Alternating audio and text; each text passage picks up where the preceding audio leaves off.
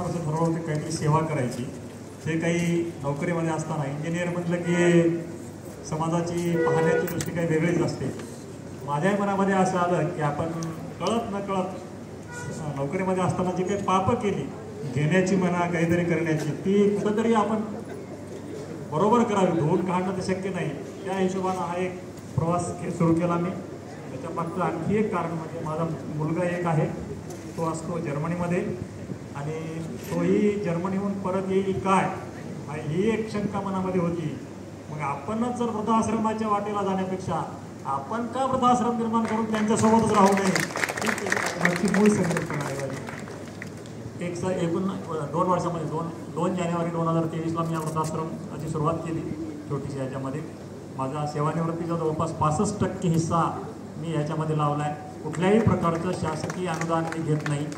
बाकी पापटवार साहेब, प्रकाश पत्तेवार साहेब, बोतेवार साहेब, नंतर पारसवार साहेब, त्यांचं मला नेहमी हे मिळतं आहे, प्रोत्साहन मिळतं आहे. सर्वांचे सहकार्य आहे. या सर्व याच्यामध्ये एकूण 52 लोक 2 वर्षामध्ये माझ्याकडे आले.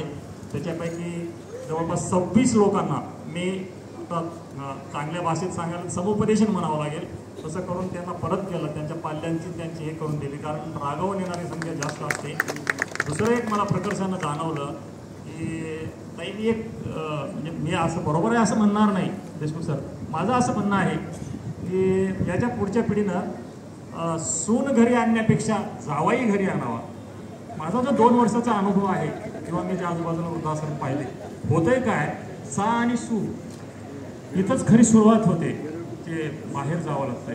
पण आपण जर ही सा आणि सू एकत्र न येता, कारण मी पाहिलं तामिळनाडूमध्ये किंवा हरियाणाच्या काही भागामध्ये, उत्तराखंडमध्ये जिथं मातृसत्ताक पद्धती आहे, अशा ठिकाणी हे प्रॉब्लेम कमी आहे.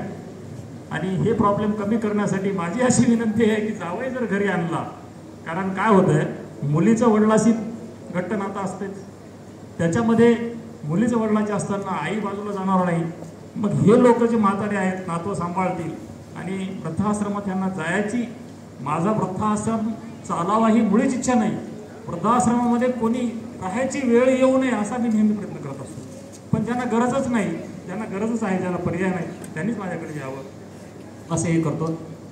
दुसरं म्हणजे दुसरी एक